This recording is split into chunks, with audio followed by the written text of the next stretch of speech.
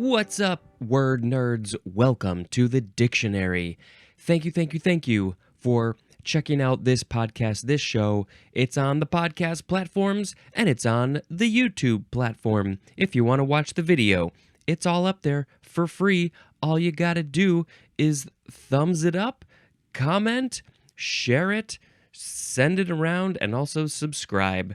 Subscribe. What's the hand motion for subscribe? I don't know. Hit that button.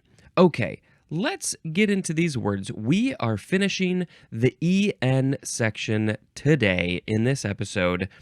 The last word is the last EN word, and then we get into a whole new section because that's how this works. All right, the first word is envisage. ENVISAGE. This is a verb from 1660, and we are starting with, I see what happened there. Okay, we are starting with transitive. It's only transitive, I should say. Number one, to view or regard in a certain way, as in envisages the slum as a hotbed of crime. That's how a lot of people look at the quote-unquote slums. The places that don't have as much money. Maybe the buildings aren't great. There's possibly a hotbed of crime there. To view or regard. We're viewing the slum in that way, regarding it in that way, envisaging. Yeah. The dictionary comes up with really interesting examples. Number two, to have a mental picture of, especially in advance of realization. So before this thing is realized physically, before you make it, before I made this podcast, I envisaged it in my head. I had a mental picture of it. Now, it wasn't the most clear mental picture. It didn't look at the future. It was just like, here's a nugget. Let's do that. Let's see. As in the example, envisages an entirely new system of education. Oh, what could that be? Are you envisaging a new system of education where everybody gets the same education and a good education? What? Okay, let's do that. A synonym is the word think. That's it. It's just thinking. It's just a very fancy way to say think. And some of us are not the fanciest of people, so we just say think. That's what I do. I don't say envisage. This word is from the French envisager. Sure, why not? Envisager, which is from en plus visage, or visage, and that means face. Well, the en prefix probably means like inside of, in the thing, so it's in your face. Your thinking is in your face. If you could open up your face, you would see all of your thoughts, because that's where your thoughts are. They're behind your face, inside of your head. I don't know. Okay, let's see. The sound effect is going to be ziddly-doo. The next word is envision. This is a transitive verb from 1855. To picture to oneself. You are picturing a thing to yourself in your face. As in, envisions a career dedicated to promoting peace. I like that idea of that career. I think that's kind of what I'm doing. I'm envisioning my future, my life, my work, my career, my occupation. What I do is to promote peace, love, compassion, empathy, sympathy. Those are the most important things. Those are the things that I'm very consciously trying to put out into the world and to, have less of greed and anger and fear and those things. So I'm very conscious of that. That's what I'm envisioning for the world. That's what I want my future to be, my now to be. Envisioning. See, that's the thing. It's you're in the envisioning. It's sort of implied that it's the future, like you're thinking about what's the thing in the future, right? So I envision a world where we can all get along and people aren't fighting other people for land, for religion. We can live in harmony and peace. I don't understand why it's not happening. The synonym again is the word think. That's all it is. Just thinking about stuff. My future that I envision is doing more of this, maybe some acting, performing, filmmaking. I have talked about this many times, but always with the base level thing is all about kindness and love and compassion and those things. Just those little things, because that's what I think is important. Okay, zip-a-dip-doo. The next word is envoi or envoy, spelled either E-N-V-O-I or with a Y instead of an I. Noun from the 14th century. This is the usually explanatory or commendatory concluding remarks to a poem, essay, or book, especially a short final stanza of a ballad serving as a summary or dedication. They can be explaining the thing, commendatory, commending the thing, their concluding remarks. It's at the end, poem, essay, or book. Any sort of literature thing, if it has this short little thing at the end, that would be called an envoi or envoy. This word is from Middle French, envoi. Now, see, how do they say it? Envoi? Envoy? That literally means just message. From Old French, envier, which means to send on one's way. To send on one's way. Maybe you're sending them with a message. So as they're finishing this book, you are sending them on their way. They're going on their way after the book is done, the poem is done. You're sending them with a message. What's the message? This is also from the Latin, vulgar Latin inviare, which is from the Latin in plus via, spelled with a V, which means way. And there's more at the word way. So, yep. On your way, go send this message off to somebody. Zibbly-loo. Next word is, now this is pronounced the same way, envoi or envoy. This one is with a Y and not an I. This one, though, also a noun. They're both nouns. This one is from 1635. Number 1A. A minister... What's this word?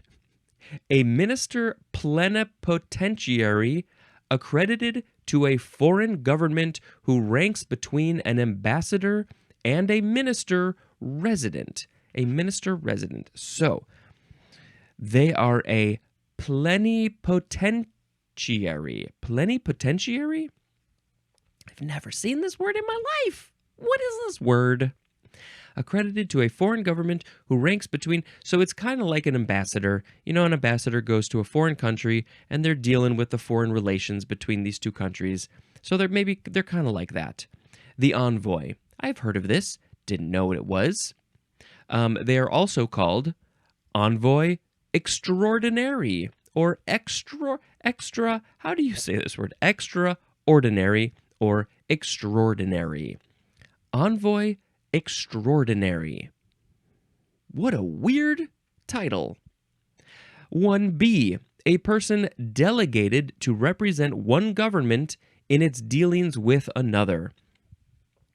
So again, foreign relations, when you're dealing with two government political things, then the one who is dealing with all that, the delegating, they are the delegate, they are the envoy. Two synonyms are messenger and representative. That's what they are. You're sending them on their way with a message. Say, go get this message across. Do the talks that you got to do so our message gets heard loud and clear. We represent us in a good manner, in a fantastic light. Go be our envoy. Well, there is more etymology, even though it looks pretty similar to the previous word. We've got French, envoyer, which is from the verb envoyer, which means to send. Yeah, that's pretty much it. So again, sending them away. Go over to that country. Away with you, little bird. Go give our message. Zibbit-a-boo. Next is envy. First form noun from the 13th century.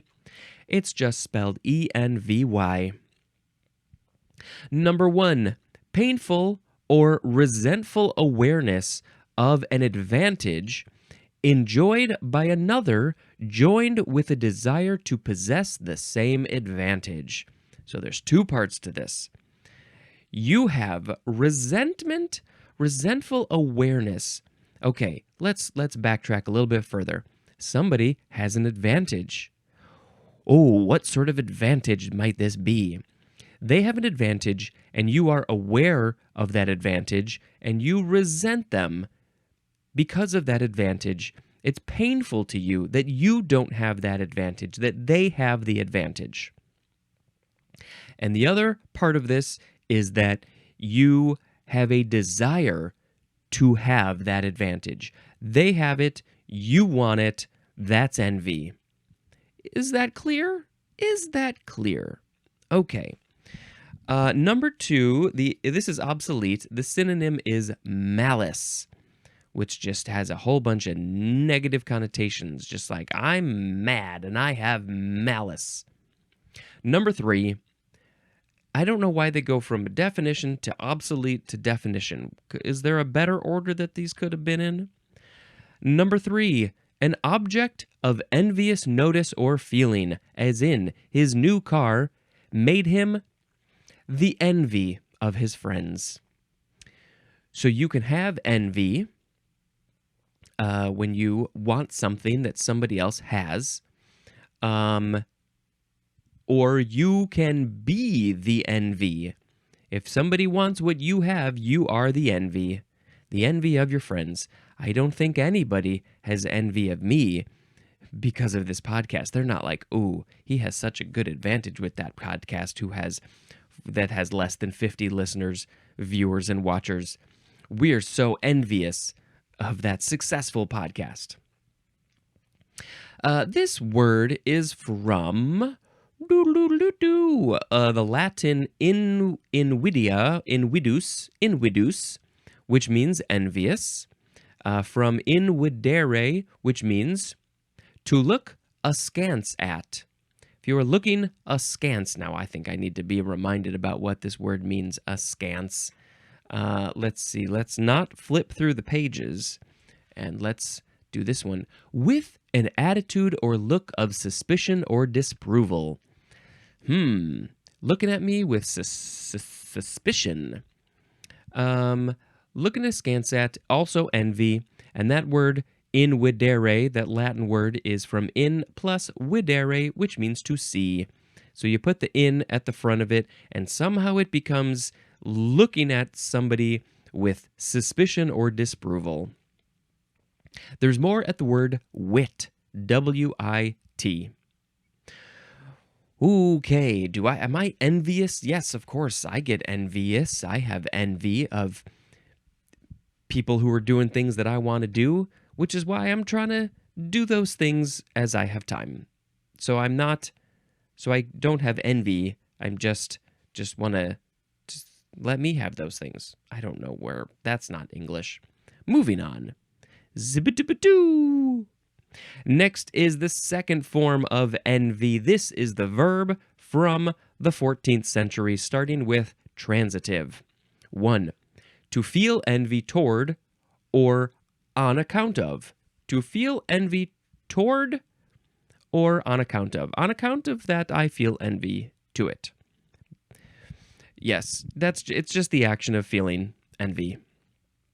2 is obsolete, and the synonym is begrudge. I begrudge you because I have a grudge against you. I'm unhappy with the advantages you have in your life, and so I'm envying you. Intransitive, this is just obsolete, which is to feel or show envy. To feel or show envy, but it's the intransitive. I don't really know how that gets worded or worked or used, which is why it's obsolete. Envyingly, that is an adverb. He did a thing envyingly. He shouted out to the world about his feelings envyingly. I don't know. My brain don't think good things. Okay, here we go. Ziddle-doo. We have now in wheel. In wheel. It's the word wheel, like the things that your car rolls on with N at the start. This is a transitive verb from 1604. It is obsolete, and the synonym is encircle. In wheel. So you're just going around a thing, encircling it. You could have also said in wheel. And yeah, that doesn't sound at all accurate in any way. I would have thought it was just putting wheels on a thing. Oh, let's put some wheels on it. Put a wheel on it. Boo, boo, boo, boo. So it can wheel around. Siddle-loop. Next is in wind. Yes, like the wind that goes in wind. This is a transitive verb from 1631. No, I'm sorry, it's in wind. It's in wind. This is to wind in or about. And the synonym is enfold.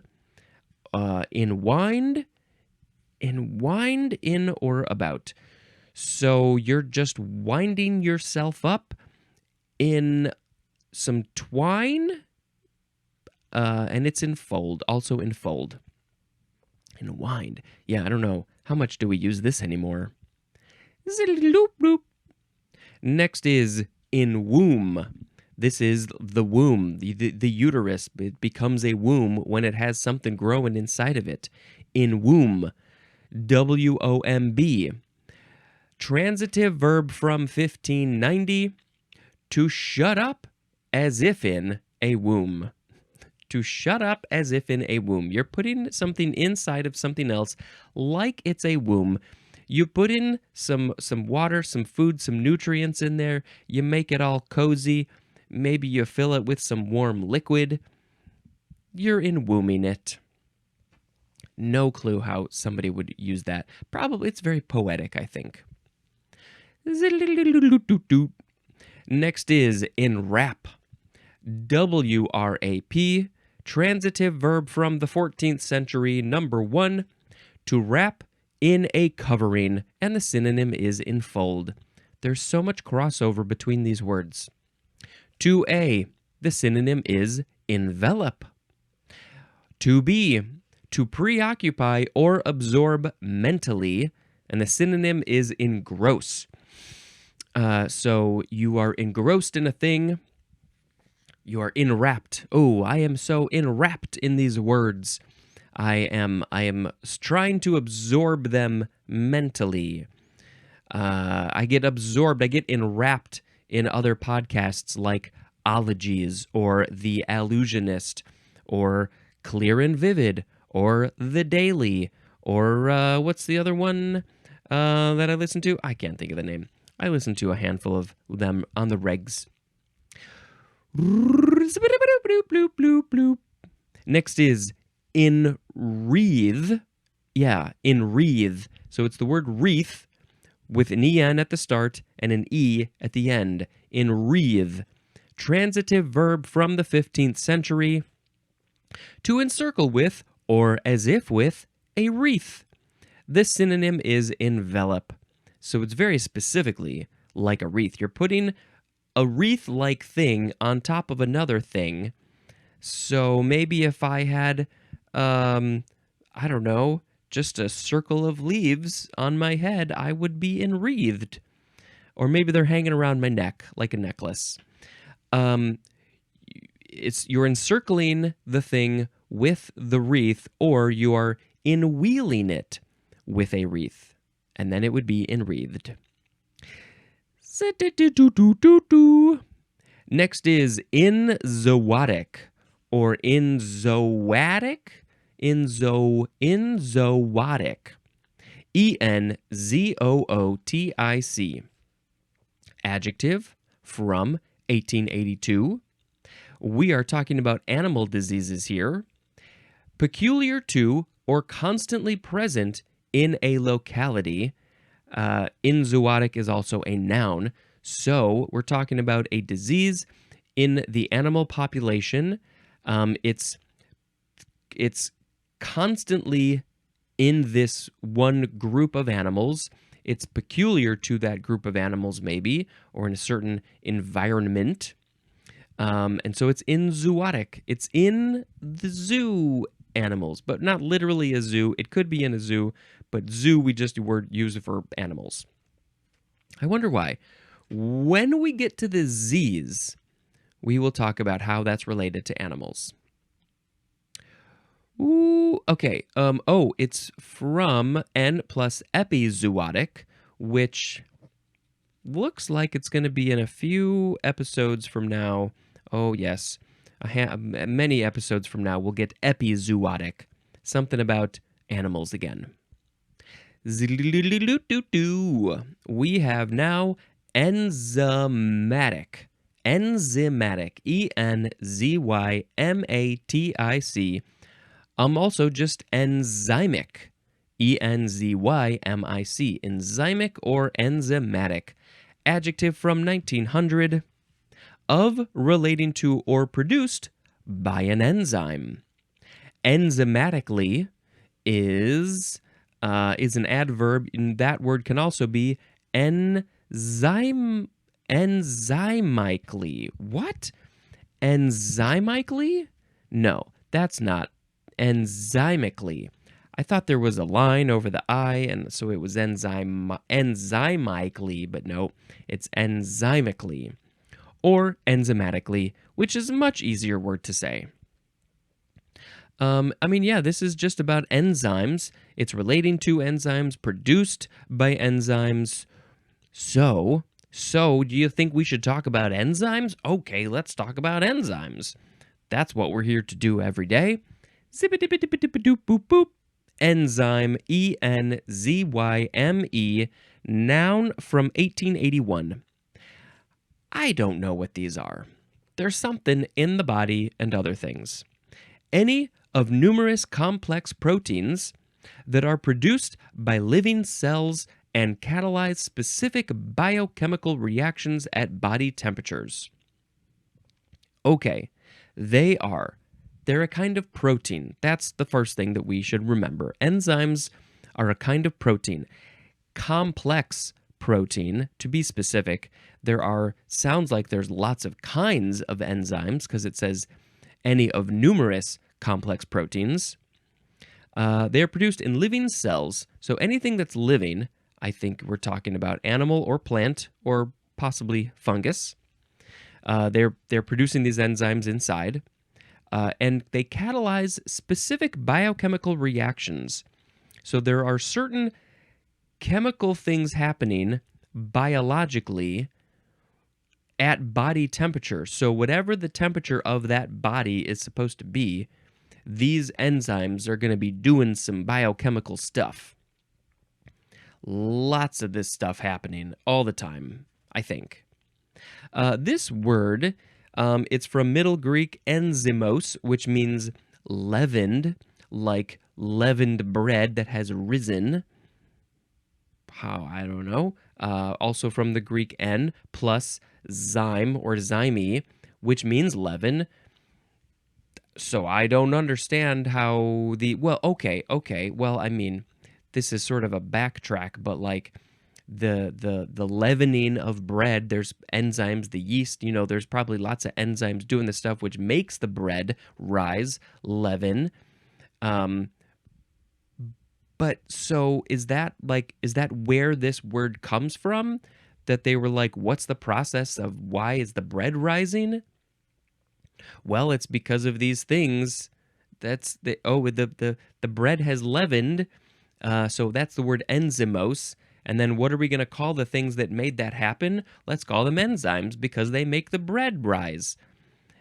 But now we have all these other things that are enzymes that aren't related to bread rising at all. Is that the history of this word? That's what I want to know. There's also more at the word juice. Juice, like a large orange juice. Interesting. Okay. Zippity boop boop beep boo. Next is Enzyme Linked Immunosorbent Assay. 4 words, and enzyme linked are linked with a hyphen. Enzyme Linked Immunosorbent Assay. Noun from 1976. And there's one long definition. An in vitro method for quantifying an antigen or antibody concentration in which the test material is immobilized on a surface and exposed either to a complex of an enzyme linked to an antibody specific for the antigen or an enzyme linked to an antigen specific for the antibody, followed by reaction of the enzyme with a substrate to yield a colored product corresponding to the concentration of the test material, called also ELISA or ELISA. And I don't know what I read.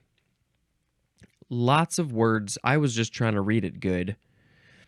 An in vitro method for quantifying an antigen or antibody. No.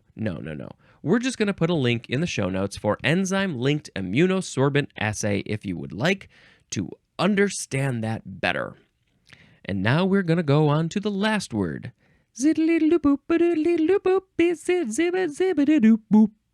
We have enzymology. Enzymology. Sounds like the study of enzymes. ENZYMOLOGY. Noun from circa 1900. A branch of biochemistry that deals with the properties, activity, and significance of enzymes. It's interesting that they put those words, properties, activity, significance. I mean, they could have just left it as biochemistry that deals with enzymes. But no, they wanted to talk about specifically you're learning about studying the properties of enzymes, the activity. What sort of activities do enzymes do? Do they play enzyme football? And then also the significance. How significant are they? Are they important? Yes. Why? Don't know. Enzymologist is a noun. That's pretty obvious. Okay, now let's come up with the word of the episode. Spencer's going to pick... No, I don't know. Let's not sing a song about that. We have envisage, envision, envoi or envoy, envy, in wheel, in wind, in wind, in womb, in wrap, in wreath, in zootic, enzymatic, enzyme linked immunosorbent assay, and enzymology. Well, I think that I am going to pick envoi, ENVOI, as the word of the episode because it's just the last thing in literature that you leave your readers with so they can go on with their day with that wonderful thought. And what is going to be my envoy in this episode? Can he sing it? Probably not. Well, I mean, I'm just going to go back to my basics and just be like,